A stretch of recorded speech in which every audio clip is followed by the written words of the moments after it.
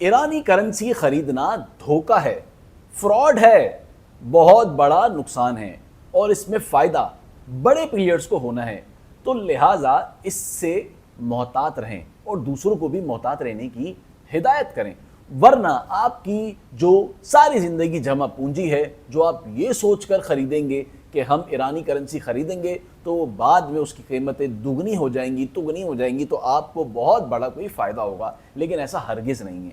आपने आपकी जो ख़रीदने की सख्त है वो इंतहाई ज़र्रे के बराबर है, लेकिन जो पीलियड्स हैं उनकी ख़रीदने की सख्त जो है वो बहुत ज़्यादा है, जिसका मुनाफा भी उतना ही ज़्यादा है जितना वॉल्यूम है।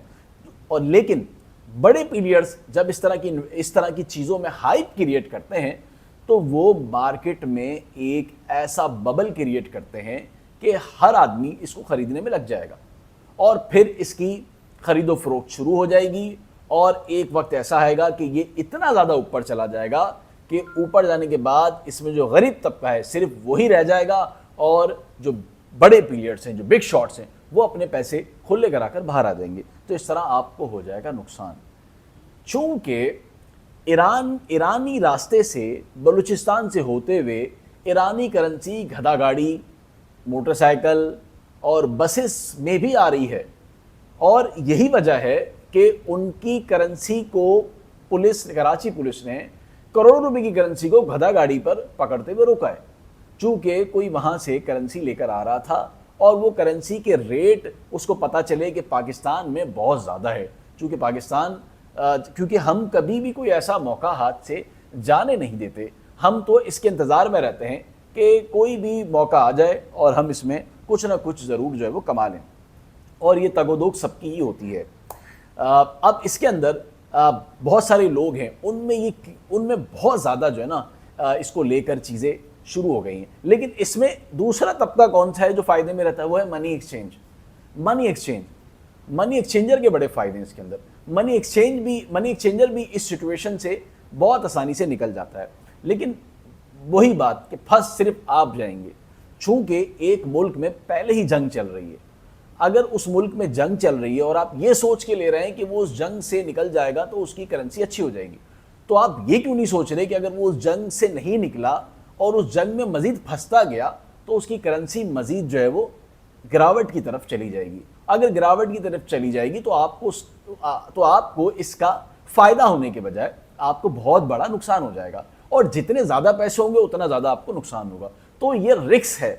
आप इसको जुआ सट्टा कहते हैं कि बढ़ गया तो ठीक है, नहीं बढ़ा तो फिर आपको नुकसान होगा। आप जितने पैसे लगाएंगे उतना ही ज़्यादा इसमें आपको नुकसान होगा। तो ये बड़ी सोचने की बात है कि ये फ्रॉड बहुत आम होता जा रहा है। कोई भी इस तरह की नई चीज़ आती है और फ्रॉड जो है वो ना शुरू हो जाते हैं। तो मेरा ख्याल है, मेरी गुजारिश है कि जिनके पास पैसे बिल्कुल भी नहीं हैं, वो बिल्कुल कोई घर की चीज़ बेचने की जो है वो ज़रूरत उसको नहीं है कि अगर आपको कोई कह दे कि भाई घर बेच दो, गाड़ी बेच दो और 100 की चीज़ 1000 की हो जाएगी, तो बराए करम ऐसे लोगों की बातों से कान ना धरें। क्योंकि अगर आपके पास एक घर ही रहने को है तो वो छत भी आपके पास से चली जाएगी। और ऐसे बहुत सारे किस्से हैं, आपको भी यकीनन शहर में रहते हुए मिलते हुए सुनने को मिलते होंगे। तो लेकिन जो हमारे इदारे हैं, जो कौमी इदारे हैं, FI है वो एक्टिव हो गई है, पकड़ रही है ऐसे लोगों को। हमारी पुलिस है केमाड़ी की वो एक्टिव हो गई है, ऐसे लोगों को पकड़ रहे हैं। अगर आपने किसी से कोई चीज़ कैश में देके मंगवाई है, यानी कि करेंसी मंगवाई है, और अगर वो FIA के हाथ चढ़ जाता है, पुलिस के हाथ चढ़ जाता है, तो आपकी रकम तो चली गई। फिर आपकी रकम कैसे आपको जो वो मिल सकती है? तो आपके पैसे ज़ाया हो जाएंगे। और इस वक्त सिचुएशन वैसे ही बहुत ज़्यादा ख़राब है, यानी कि माशी तौर पर जो सूरत हाल है वो मेरा नहीं ख्याल कि बहुत ज़्यादा अच्छी है। वो बहुत ही नुकसानदेह सूरत हाल है। चीज़ें महंगी होती जा रही हैं, बढ़ रही हैं, और जो तनख्वाहें हैं वो उतनी हैं। तो मेरा ख्याल है कि बड़ी मुश्किल जो है वो सूरत हाल है। बिजली के बिल बहुत ज़्यादा आ रहे हैं, तो हर चीज़ में लोगों को फ़ायदा कम और नुकसान ज़्यादा है। और ऐसी सूरत में जो आपकी जमा पूंजी है, जो आप रखते हैं संभाल कर, लेकिन चूँकि हर इंसान की कोशिश होती है कि कुछ ना कुछ जो है वो कर लें, उस सूरत में चंद लोग जो है वो फ़ायदा उठा लेते हैं और बहुत बड़ा तबका इसमें जो है वो नुकसान के नीचे आ जाता है। तो इस सारी सिचुएशन को, सूरत हाल को जहन में रखते हुए ऐसी चीज़ों से इज्तनाब करें, ऐसी चीज़ों में इन्वेस्टमेंट ना करें। इस वक्त इदारे बहुत ज़्यादा एक्टिव हैं, यहाँ पे लोग पकड़े जा रहे हैं, आपके पैसे जो है वो आपको मिलना फिर बहुत ज़्यादा मुश्किल हो जाएगा। और इसमें फ़ायदा मैंने आपको बता दिया कि किन किन लोगों को होता है, तो लिहाजा ऐसी ऐसी चीज़ों से दूर रहें।